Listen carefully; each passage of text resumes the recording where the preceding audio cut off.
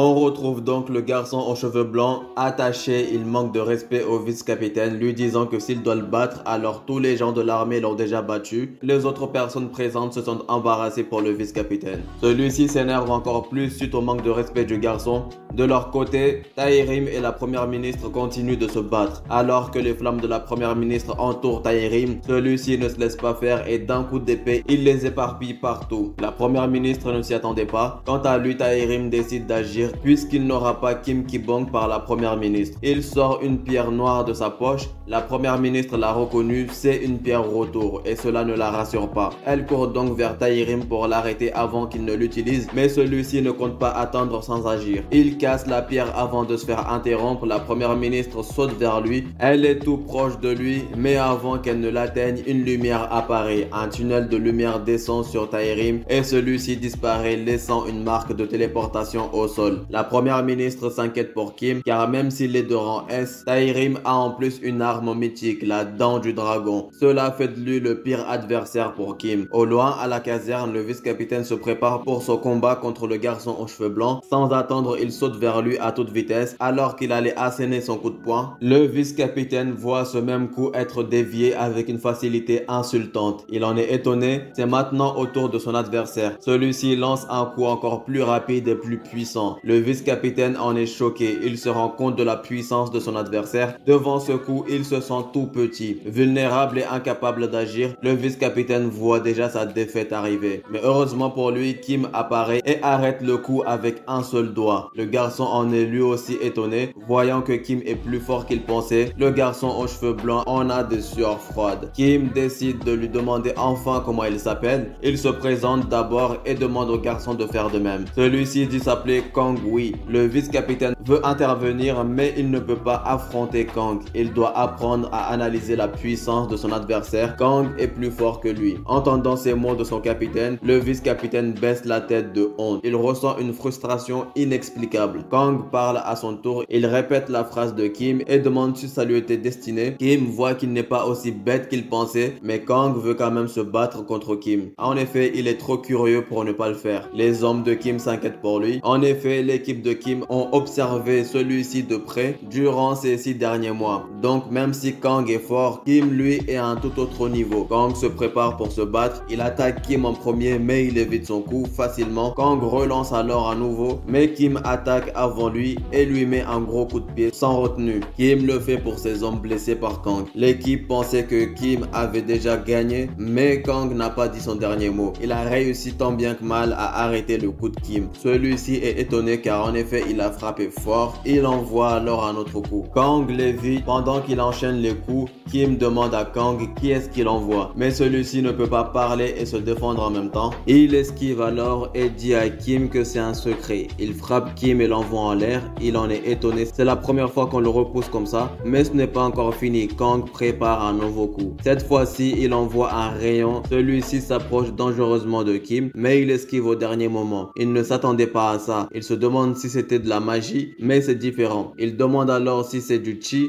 mais Kang répond vaguement. Il envoie ensuite un autre encore plus gros. Celui-ci atteint sa cible. Kang va alors en profiter. Ainsi, il envoie une rafale sur Kim. L'équipe de celui-ci est impressionnée voyant la puissance de Kang. Celui-ci a fini de rafaler Kim. Maintenant, il faut voir s'il l'a eu. Il voit Kim dans la fumée s'approcher. Celui-ci en sort sans aucun dégât. Cette force impressionne Kang autant qu'elle lui fait peur. Il ne pensait pas voir Kim en sortir indemne, même si celui-ci se plaint pour ses vêtements. Maintenant que Kang a fini, alors c'est au tour de Kim d'attaquer. Mais à sa grande surprise, Kang déclare forfait. Kim est plus fort qu'il pensait. Ayant eu sa réponse, il se rend. Et vu qu'il a battu le vice-capitaine, il peut rester. Kang se réjouit de l'avancement de sa situation, mais Kim n'est pas d'accord. En effet, il n'a pas encore dit que c'était fini. Ainsi, il frappe Kang sans qu'il ne puisse s'en rendre compte. Il en est éjecté en l'air. Ainsi, Kim a gagné. Maintenant, c'est fini. Torse nu, Kim dit à ses hommes d'aider Kang à ranger ses affaires, l'appelant petit. Ainsi, il part dans ses locaux. L'équipe de Kim est impressionnée par leur capitaine, voyant qui est-ce qu'il appelle petit. En ville, un donjon apparaît. C'est le nid du dragon de de feu. C'est un donjon de 8 étoiles. C'est le rang le plus élevé d'un donjon. Il y a beaucoup de théories sur ce donjon, mais une chose est sûre.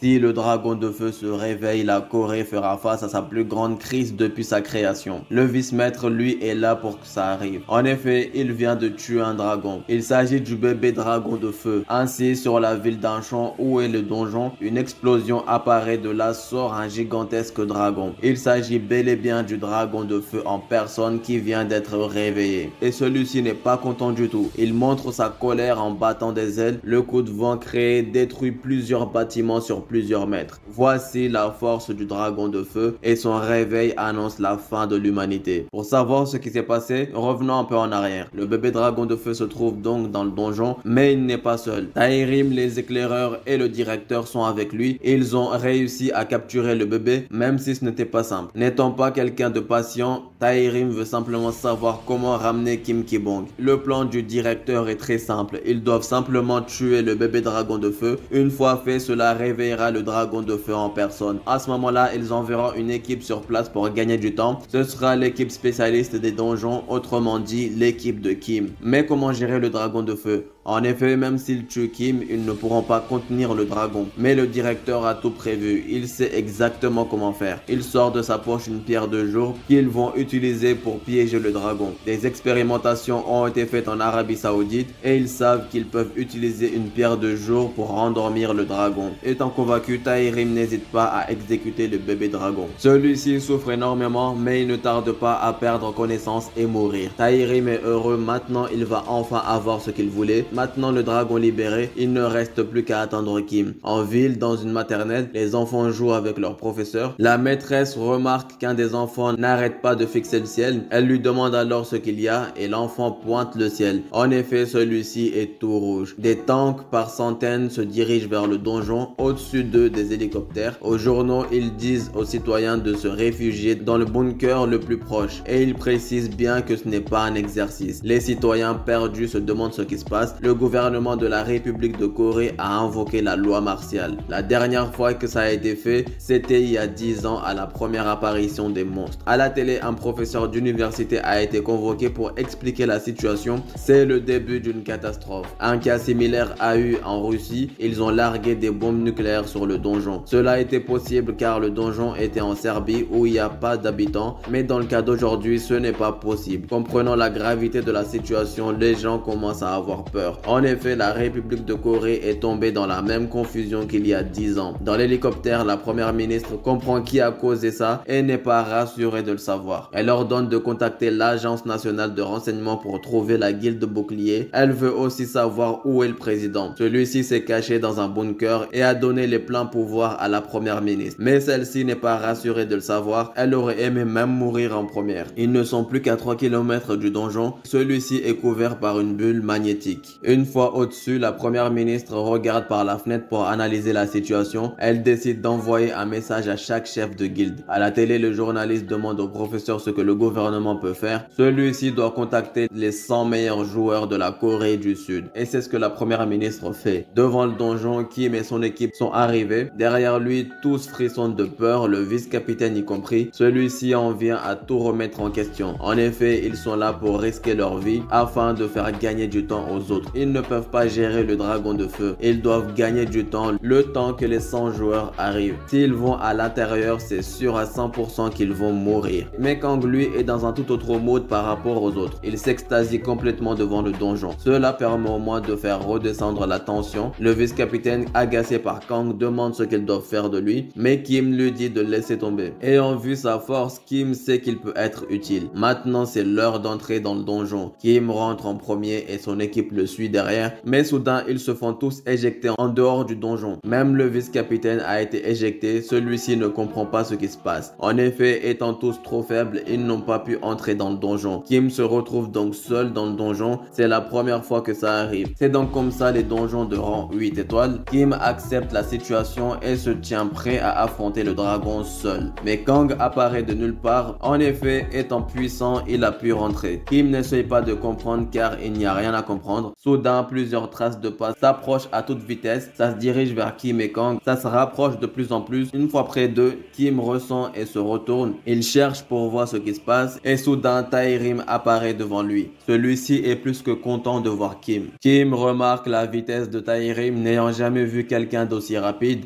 Il active sa compétence comprenant le danger. Mais à peine il lève la main qu'il se fait trancher. Kim est blessé, en effet sa défense a été percée. Au loin en ville, un homme observe la ville. Il s'agit de Sean Yubin, 4e au classement officiel. Son téléphone vibre, il a reçu un message de convocation d'urgence. En plein milieu de la ville, une fille fait un live. C'est Yui, 99e au classement officiel. Elle montre à ses abonnés ce qui se passe en ville. Elle vient d'apprendre que le dragon de feu s'est réveillé. Elle reçoit elle aussi la convocation d'urgence. Le 14e, la 32e, la 68e aussi reçoivent la convocation. Kim de son côté se remet petit à petit de sa blessure et il prend du temps à comprendre qu'il a été blessé même avec le mode éveil activé. System lui a aussi dit que sa défense a été percée. Taerim lui est déçu de Kim. En effet, il s'attendait à mieux. Il se rend compte qu'il l'a trop surestimé. Kim l'analyse en détail et voit le symbole de la guilde de bouclier. L'arrêt du dragon étant prioritaire, Kim se retourne et décide d'ignorer Taerim. Mais celui-ci ne va pas le regarder partir. Il relance une attaque avec son épée.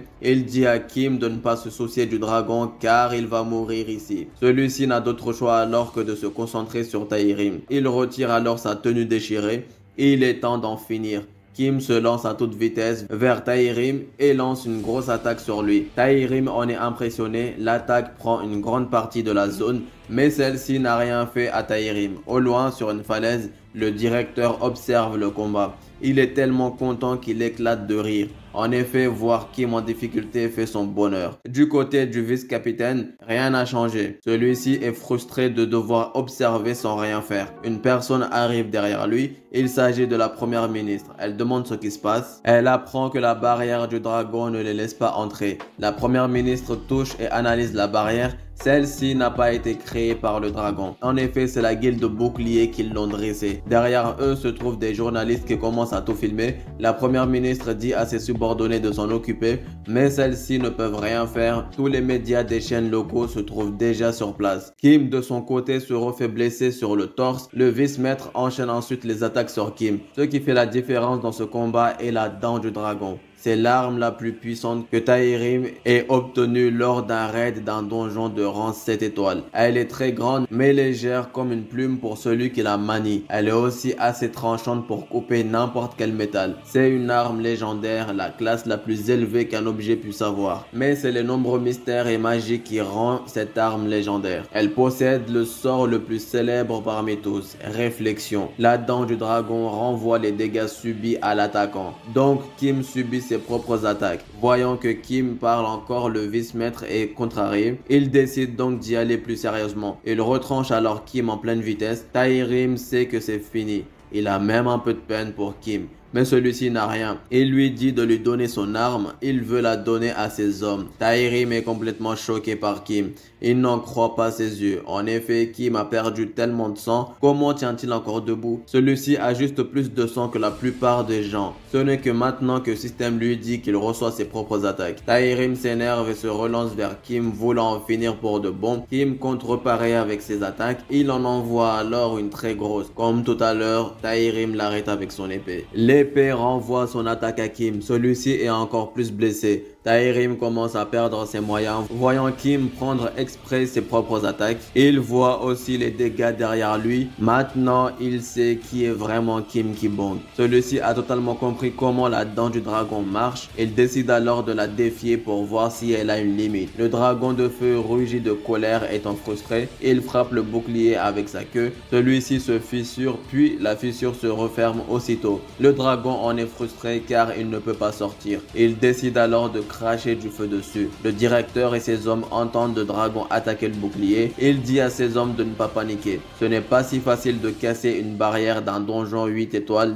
depuis l'intérieur. C'est pour ça qu'il y a peu d'ouvertures de donjons de haut rang. Même si c'est un dragon de feu, ils ont encore du temps avant que le donjon ne s'ouvre. Mais le dragon ne compte pas non plus se laisser faire. En effet, étant un boss d'un donjon 8 étoiles, il a arrive à affaiblir la barrière. Le directeur va peut-être utiliser la pierre de jour plus tôt que prévu, mais avant, il faut que le combat se termine. Une personne lui demande lequel, le directeur dit celui de Kim et Taerim. Il s'agit de Kang qui est juste à côté de lui. Le directeur se retourne vers lui. Ses hommes pourchassent Kang, sachant qu'il est avec Kim. Celui-ci est encore en plein combat. Il continue de frapper la dent du dragon et celui-ci continue de lui renvoyer ses attaques. Taerim se moque de lui tout en restant sur ses gardes. Aucune attaque ne passe à travers la capacité de réflexion. Plus Kim est fort, plus les dégâts qu'il reçoit sont importants. C'est un combat gagné d'avance pour Taerim Park. Celui-ci, confiant, dit à Kim d'abandonner, mais soudain, Kim met un gros coup que Taerim ressent à travers l'épée. Mais encore une fois, l'attaque est renvoyée.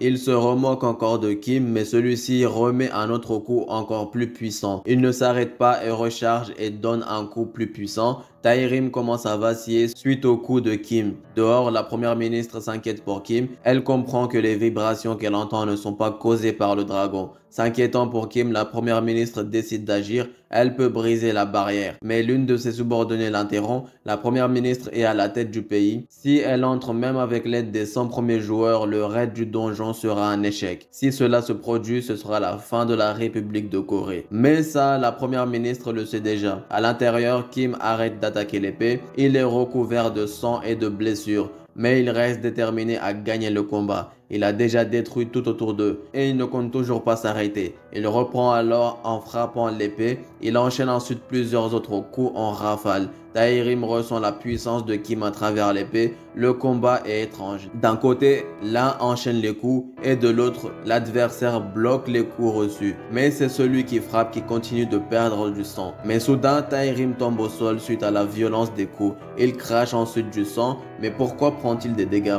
La dent du dragon ne renvoie plus les coups car en effet celle-ci est cassée. Taerim en est choqué, il regarde Kim, celui-ci n'a pas changé et compte continuer. Taerim tremble de peur face à Kim, celui-ci recharge un autre coup. Voyant ça, Taerim prend peur et lui dit d'attendre. Mais Kim ne l'écoute pas. Il refrappe encore l'épée, la fissurant encore plus. Taerim reçoit alors le coup de Kim. Celui-ci recharge encore pour en finir. Il frappe une fois l'épée et celle-ci se brise complètement. Le coup se dirige alors directement vers Taerim. Celui-ci le voit se rapprocher de plus en plus. Le coup atteint son visage et le heurte avec tellement de violence qu'il perd une dent. Le coup de Kim creuse ensuite un énorme cratère autour d'eux. Taerim a le visage complètement défiguré. Il est totalement vaincu et son épée brisée. Kim désactive alors sa compétence. De son côté, Kang continue de courir. Il annonce ensuite la victoire de Kim. Les éclaireurs en sont étonnés. Ils regardent sur le lieu de combat et voient Kim avec le bout de l'épée de Taerim. En effet, celui-ci a perdu. Le directeur n'arrive pas à y croire. Taerim est dans le top 3 de la Corée. Personne ne s'attend à ce qu'il perde. Donc, cela choque le directeur. La puissance de la guilde de bouclier était la condition aux actes irraisonnés qu'elle avait commis jusqu'à maintenant. Mais à cet instant, tout s'est effondré et cela à cause d'un seul joueur, Kim Ki-bong. Les éclaireurs parlent du plan au directeur. Celui-ci était de réveiller le dragon de feu pour attirer Kim. Puis Taerim devait le tuer et enfin utiliser la pierre de jour pour endormir à nouveau le dragon. Aux yeux du monde, Kim serait mort en martyr en essayant d'arrêter le dragon seul. Mais les héros morts sont vite oubliés. Privé de Kim, l'État n'aurait pas d'autre choix que d'étouffer la vérité et la guilde bouclier recevrait le soutien des citoyens car elle aurait réussi à endormir le dragon de feu. Enfin, ça c'était le plan de base. Le directeur décide de partir en utilisant les pierres de retour, mais dans ce cas, le dragon brisera la barrière et même avec les 100 meilleurs joueurs, le raid du dragon a peu de chance d'être un succès. Parmi eux, beaucoup sont chez la guilde bouclier. S'ils se retirent, le raid du dragon est quasi impossible. Ils vont donc revenir au bon moment durant la bataille et utiliser la pierre de jour. C'est différent, mais ils seront quand même vus comme les héros et à ce moment, la première ministre ne pourra rien faire si elle connaît la vérité. Le directeur décide donc de partir, mais les éclaireurs demandent pour Taerim. Sans hésitation, le directeur décide de l'abandonner. Celui qui veut le sauver n'a qu'à aller le chercher lui-même. Kim est toujours sur place et debout. Il voit le directeur. Celui-ci le regarde en retour. Ils invoquent ensuite le portail et se téléportent sous un tunnel. Kang demande à Kim s'il ne le poursuit pas, mais non, il y a plus urgent pour l'instant. En effet, le dragon est toujours là et il est furieux. Il recrache du feu contre la barrière. Celle-ci est détruite à 89%. Il ne reste plus que 5 minutes avant l'ouverture du donjon. L'un des journalistes dit à la première ministre d'envoyer les joueurs. En effet, la barrière commence à disparaître de plus en plus. Elle finit ensuite par céder complètement, libérant le dragon de feu. Mais ce n'est pas fini. Il y a une deuxième barrière à l'intérieur. En effet, celle qui a lâché est celle de la guilde bouclier. La première ministre pense donc que Kim a été tué, mais les journalistes voient des gens à l'intérieur. Étonnée, la première ministre regarde et voit Kim encore debout à l'intérieur. Les journalistes filment à l'intérieur en zoomant. Ils voient quelque chose d'étonnant. En effet, c'est Taerim au sol inconscient. La première ministre en est réjouie. Elle est impressionnée par Kim. Elle demande un moyen de contacter Kim pour le faire sortir, mais le donjon produit des interférences radio. Impossible de les contacter. Le dragon s'attaque maintenant à la deuxième barrière. Il la détruit à 97%. L'ouverture du donjon est imminente. Ils doivent retenir le dragon. Il ne doit pas s'échapper. Derrière la première ministre se trouvent les joueurs. Ils ne sont pas tous là, mais il en faut au moins 80, sinon ce sera compliqué. On annonce ensuite à la première ministre que Kim a été contactée. Elle prend l'appareil pour lui parler, mais elle ne reconnaît pas Kim. En effet, elle parle à Kang. Elle demande alors à parler à Kim. Celui-ci prend l'appareil et il demande ce qu'il doit faire. La première ministre prend du temps avant de répondre car elle sait ce qu'elle va demander. En effet, elle dit à Kim de leur faire gagner du temps. Et ceci est une condamnation à mort. Elle lui demande de mourir pour les autres. Kim accepte sans hésiter. Il sait ce qu'il doit faire. Il raccroche ensuite. La première ministre se sent coupable. Le journaliste remarque que Kim et Kang s'enfoncent de plus en plus dans le donjon. En effet, ils se dirigent vers le dragon de feu. Un journaliste demande leur identité, ce qu'ils vont faire dans le donjon et s'ils sont responsables en cas de problème. La ministre lui dit de la fermer. Le journaliste prend peur et se tait. Kim et Kang sont le futur de la Corée et la première ministre vient de leur demander de se sacrifier pour tout le monde. Kim est donc allé voir le dragon. Il active tout de suite sa compétence. Il va se battre même s'il n'a pas beaucoup de PV à cause de l'épée dent du dragon. En effet, il lui reste moins de 8% de points de vie. Système lui recommande de faire une pause. C'est ce que Kim veut aussi et il aurait raison car son hémorragie cause une perte continue de ses points de vie. Mais Kim refuse de faire une pause. Système ne comprend pas. En effet, il pourrait s'échapper sans se battre, mais s'il s'enfuit, tout sera détruit et cela mettrait sa mère en danger. Système lui dit alors d'emmener sa mère avec lui, mais Kim refuse. Kang lui demande s'ils vont bien se battre contre le dragon. Face à ce dernier, Kim et Kang font la taille d'une fourmi face à un homme. Mais ils doivent se battre, ils n'ont pas le choix. Kang ressent la force du dragon de feu. Celui-ci attaque en leur crachant du feu. Cela provoque une grosse explosion. Elle se fait entendre à l'extérieur, ce qui rend les gens nerveux. La barrière n'a pas encore été brisée, mais les flammes sont si intenses qu'il y a peu de visibilité. La première ministre s'inquiète pour Kim. Dedans, les flammes cachent tout. Grâce à Kang, ils sont en vie. Il a créé une barrière contre les flammes. C'était juste, mais il a réussi juste à temps. Kim a déjà vu Kang utiliser cette compétence. Ce n'est pas du chi comme il pensait.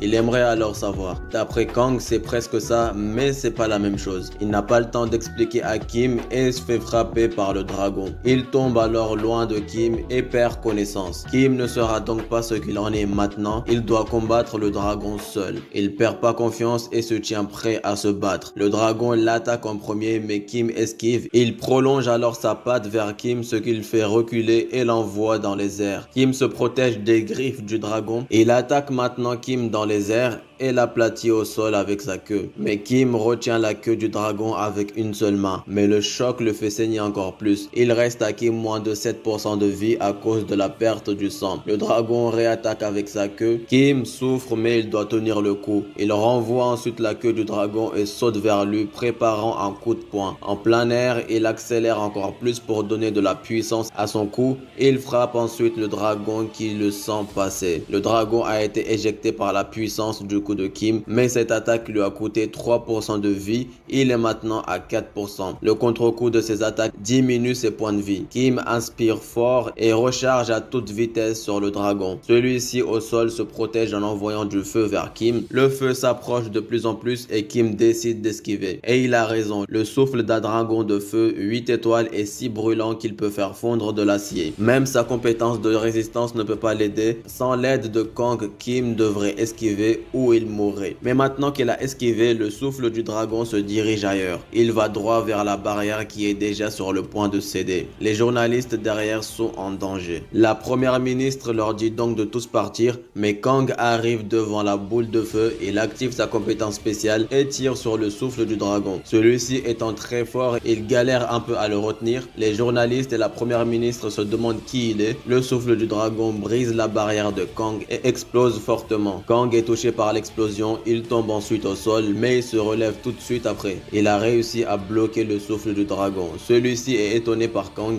Kim le félicite, il lui a évité bien des problèmes. Kang est content de voir Kim satisfait de lui. Maintenant, Kim doit en finir avec le dragon. Celui-ci rugit de colère contre Kim. Il crée maintenant une boule de feu encore plus grosse qu'avant. Mais Kim ne va pas le laisser faire. Cette fois, il utilisera toute sa puissance. Il vole à toute vitesse vers le dragon. À mi-chemin, il accélère encore plus pour plus de puissance. Maintenant proche du dragon, Kim le frappe en plein cœur. Il envoie ensuite une autre attaque aussi puissante et enchaîne plusieurs sur le dragon. Celui-ci ne peut plus lancer son attaque et reçoit beaucoup de dégâts. Il tombe donc au sol suite aux attaques de Kim. Ainsi, le boss a été détruit. Le nid du dragon de feu 8 étoiles est terminé. Plusieurs compétences ont été rajoutées à Kim et il a obtenu une compétence unique, tueur de dragon. En effet, c'est le premier tueur de dragon et cette nouvelle compétence causera 50% de dégâts supplémentaires contre les monstres de type dragon. Kim a encore évolué et devenu plus fort. Maintenant le dragon tué, il lui reste 3% de vie. Système lui répète alors qu'il a besoin de soins. Kang arrive ensuite tout joyeux. Il s'en est bien sorti contre l'attaque du dragon. Mais maintenant Système et Kang lui répètent les mêmes choses. Kim en a marre. Mais soudain une lumière apparaît. Dans le corps du dragon se trouve le cœur du dragon qui renferme une énorme quantité d'énergie. Kim l'ayant détruit avant d'être utilisé à toute puissance, le surplus d'énergie restant dans le corps sort. Kim et Kang disparaissent sous la lumière produite et le corps du dragon explose d'un coup. Cette quantité d'énergie est la plus grande que les spécialistes dehors aient détectée. La première ministre se demande ce qui se passe à l'intérieur. Elle apprend que les joueurs convoqués sont là, excepté les membres de la guilde bouclier. Il y a aussi les forces armées en soutien. La première ministre active sa compétence et compte entrer avec les joueurs dans le donjon. Elle s'approche de la barrière pour l'enlever, mais celle-ci s'enlève d'elle-même. Des petites boules volent alors partout. Tout le monde pense qu'il s'agit de neige, mais ce n'est pas de la neige. La première ministre l'a compris et fonce vers le donjon. En effet, ce qui tombe du ciel sont des cendres. La première ministre espère que Kim soit en vie. Arrivée sur place, elle entend une voix. Elle cherche alors où la voix provient. Une fois trouvée, elle crie fort le nom de Kim, mais il s'agit de Kang. Déçue, la première ministre demande où est Kim, mais Kang ne sait pas. Il le voit ensuite et le pointe du doigt. Il est debout contre un mur. Soulagée, la première ministre part le voir de plus près. Elle le félicite ensuite pour le travail qu'il a fait. Kim est complètement épuisé. Un hélicoptère les survole et voit toute la scène. À Séoul, au locaux de la guilde bouclier, une personne arrive annoncer la nouvelle au directeur, mais il sait déjà. Il lui demande ce qu'ils vont faire, mais le directeur ne dit rien et part. Les journaux annoncent officiellement la chute du donjon de 8 étoiles. La première ministre a été interviewée pour donner plus d'infos. Taïrim et ses hommes ont été arrêtés. La première ministre a elle-même dirigé l'arrestation. Les actions de la guilde bouclier qui ont provoqué l'incident sont très graves. Tous les membres impliqués dans cette affaire seront condamnés, mais le directeur est introuvable. Il est activement recherché. Sans transition, le gouvernement a pris une décision évidente. Les journalistes sont tous collés à leur ordinateur. Ils allument les flashs et les caméras et vont interviewer la première ministre. Ils lui demandent alors d'expliquer ce qui s'est passé, mais tous les médias en ont déjà parlé activement. Elle va donc parler d'autres choses qui intéressent aussi. Ainsi, elle introduit le capitaine spécialiste des donjons, Kim Ki-bong. Celui-ci n'est pas serein et tremble devant les caméras. En sueur et nerveux, Kim commence à se présenter. Plus tard, à la base de l'armée, Kim et Kang y sont venus car convoqués. Une femme en blouse blanche félicite Kim, mais Kang veut aussi qu'on parle de lui. Maintenant fait, il est tout content, mais Kim lui dit de se taire, il l'empêche de parler. La femme demande si c'est leur première fois dans cette base, et en effet, ça l'est. Kim veut poser une question, appelant la femme lieutenante. Il veut savoir qui sont les gens derrière elle. En effet, de nouvelles personnes ne cessent d'arriver. Ils sont intéressés par Kim, le héros de la Corée. Mais Kang veut qu'on parle de lui aussi, et la lieutenante lui dit qu'il aurait un fan club.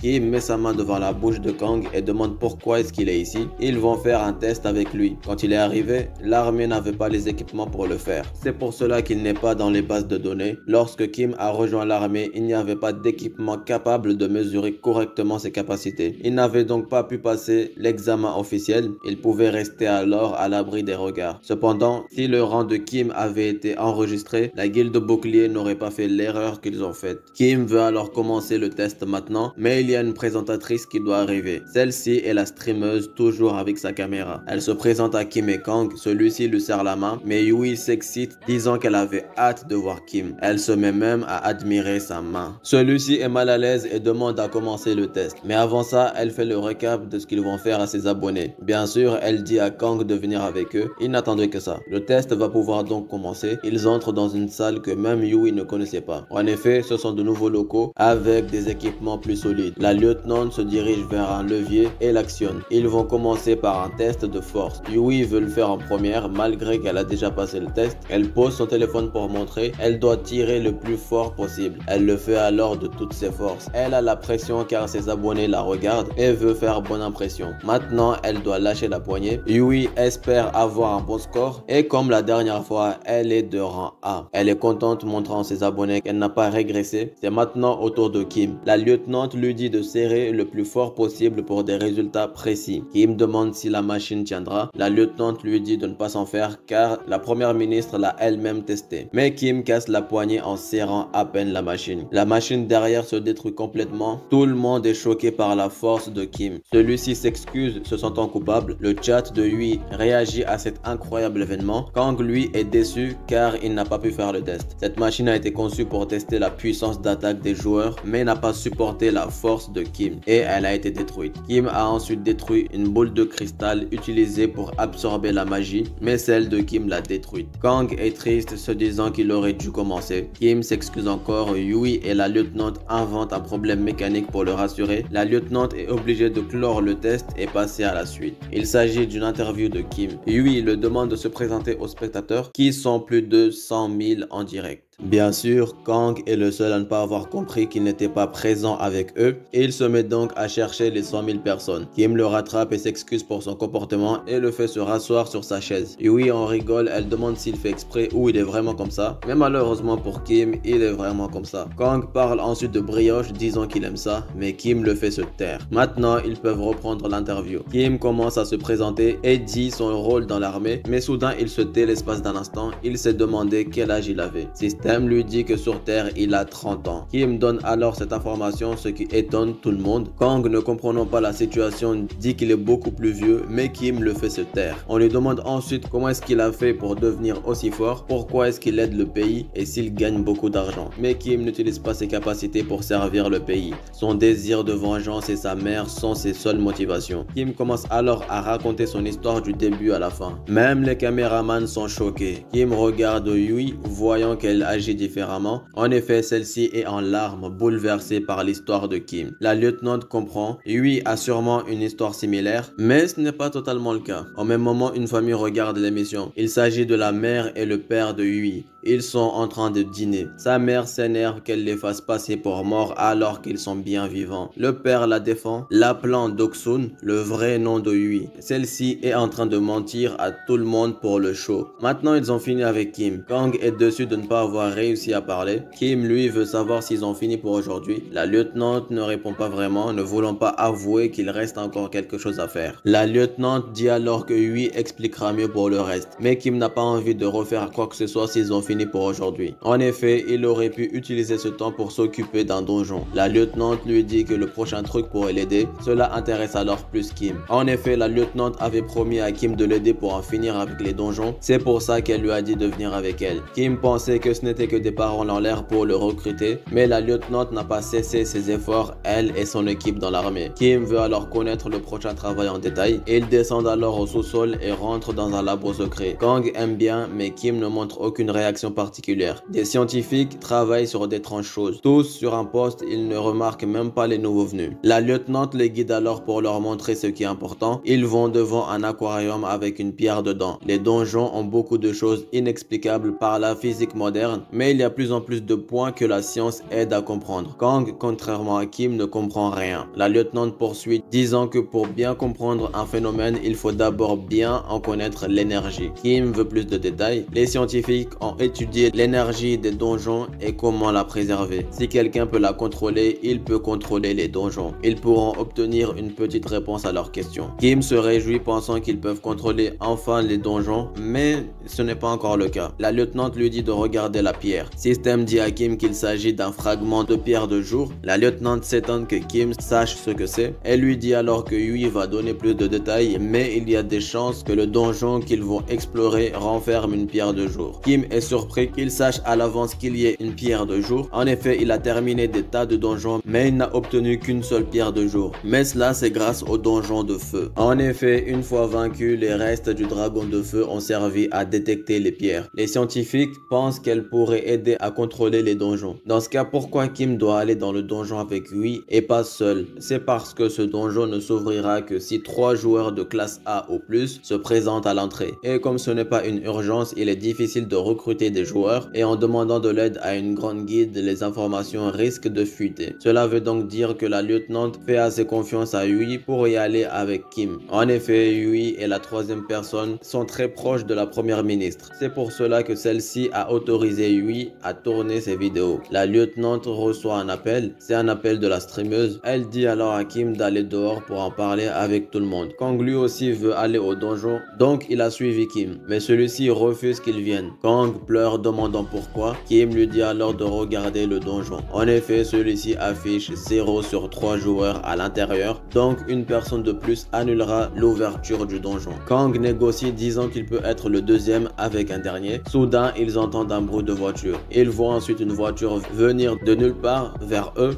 Celle-ci s'arrête ensuite brusquement devant eux. De là sort Yui avec sa caméra. Elle dit à son chat qu'elle a un rencard avec Kim. Celui-ci dit à Kang qu'il doit y aller avec elle, mais ça ne fait que 2 personnes. Mais une autre personne sort, ce qui fait qu'ils sont 3. Kang est alors déçu de ne pas pouvoir venir. L'homme tend la main à Kim. Il se présente ensuite. Il est le maître de la guilde Hwoarang. Il s'appelle Sean Yubin. Il y a 10 ans, quand les premiers donjons se sont ouverts, il faisait partie des premiers à s'être éveillés. Avec la première ministre, ils ont sauvé la Corée. Ainsi, il est devenu l'un des héros de la nation. Kim a déjà entendu parler de lui par Jeon comme étant le collègue de la première ministre. Kim lui serre la main et se présente à son tour. Yui, elle, dit ce qu'ils vont faire à son chat. Les gens présents veulent voir les compétences de Kim qui a vaincu le dragon de feu. Mais Yui rapproche un peu trop son téléphone, ce qui stresse Kim. Aujourd'hui, c'est un donjon de 6 étoiles, l'antre du papillon de nuit. Il est réputé à cause de sa difficulté, même pour un donjon de 6 étoiles. Yui dit y aller avec seulement 2 personnes, mais elle n'a pas à s'inquiéter car ce sont tous les deux des héros. Mais elle ne va pas pouvoir continuer le live à l'intérieur. Elle va donc l'arrêter et reprendre une fois le donjon terminé. Une fois fait, elle remercie Kim d'être venue. Elle lui demande s'il a bien retenu les détails donnés par la lieutenante. Celle-ci lui a dit de récupérer la pierre de jour, même si elle a confiance aux 2 autres. Kim prévoit alors de le faire car c'est mieux ainsi. Il leur dit donc d'y aller. Kang derrière boude parce qu'il ne peut pas y aller. Kim lui dit de rentrer à la base et de voir avec le vice-capitaine s'il y a un problème. Il part et laisse les joueurs aller au donjon. Ces derniers ne tardent pas à y entrer. Une lumière apparaît ensuite en dessous d'eux et ils disparaissent et laissent une marque au sol. La lumière apparaît autre part et les joueurs y sortent. Ils viennent d'entrer dans l'antre du papillon de nuit. Ils sont dans un donjon de 6 étoiles. Kim dit alors aux autres de s'y mettre sérieusement. Yui a toujours sa caméra au cas où ils auraient besoin. Il commence à avancer plus profondément dans le donjon. Yubin trouve quelque chose d'étrange. Yui lui demande ce qui est étrange. Ils sont dans le donjon depuis un moment, mais aucun monstre n'est apparu. Yui trouve que c'est une bonne chose. Elle n'aura qu'à filmer le combat avec le boss, mais ce n'est pas ce que Yubin voulait dire. Dès le début de l'antre, plusieurs monstres auraient dû les accueillir. Ils sont quasi à la moitié du chemin, mais pas un monstre ne s'est montré. Yui veut comprendre c'est quoi le problème avec ça. Elle prend Kim comme protecteur car il a terminé un donjon de 8 étoiles et dit qu'ils n'ont rien à craindre. Cela suffit alors à convaincre Yubin et le rassurer. Maintenant, ils peuvent continuer leur chemin. Sur le chemin, la nuit tombe. Ils marchent maintenant avec leur lampe torche. Ils sont arrivés ce matin. Kim n'a pas l'impression que beaucoup de temps soit passé. C'est parce que les journées sont très courtes dans l'antre du papillon. Il faut à peu près 3 jours pour faire le tour de l'antre l'antre du papillon de nuit. Yubin propose alors de s'arrêter ici pour aujourd'hui. Yui allume alors un feu pour rester autour de celui-ci. Les joueurs se reposent alors autour du feu. Vu que le donjon est très grand et que la nuit tombe très vite, les joueurs mettront beaucoup de temps à le terminer. Kim avait bien remarqué que le ciel s'assombrissait petit à petit, mais il n'y a ni lune ni étoile. C'est ce qu'on appelle une nuit noire. Pendant ce temps, à la base, le vice-capitaine remplit la paperasse des donjons terminés par Kim. Il en a fait beaucoup en très peu de temps, mais maintenant qu'il est dans l'antre du papillon, il ne devrait pas avoir d'ouverture de donjon dans la capitale. Mais soudain, l'alarme sonne. Un soldat vient voir le vice-capitaine. Un donjon vient de s'ouvrir dans la région de Yonji. Le vice-capitaine est perdu, c'est la goutte de trop. Le soldat lui demande ce qu'ils doivent faire. Le vice-capitaine ne sait pas. En effet, l'équipe de Kim Ki-bong sans lui n'est pas possible. Il n'y aura que eux sans le capitaine, c'est impossible. Nerveusement, le soldat dit aller rassembler toute l'équipe. Ils sont des soldats, ils doivent protéger le peuple. Le vice-capitaine a soudain un élan de courage. Il dit aux soldats de rassembler toute l'équipe avec conviction, ce qui rassure ce dernier. Il dit ça car il pense qu'il y a encore de l'espoir. En effet, Kang est à la base et il est puissant, même si celui-ci est en larmes car il n'a pas pu participer au raid. Le vice-capitaine et deux soldats se présentent devant sa chambre nerveusement. Il ouvre la porte et voit Kang au fond de la pièce. Voyant soudainement de la lumière, celui-ci se retourne pour voir qui est là. Il se lève ensuite complètement. Le vice-capitaine repense à comment il s'est comporté avec lui et comment il a failli mourir en voulant se battre contre lui. Il ne sait pas alors comment est-ce qu'il doit l'appeler. Il ne peut pas non plus l'appeler petit car pour un nouveau il est déjà plus fort qu'eux. Mais l'un des soldats l'appelle sans hésiter petit. Le vice-capitaine a peur de comment il pourrait réagir,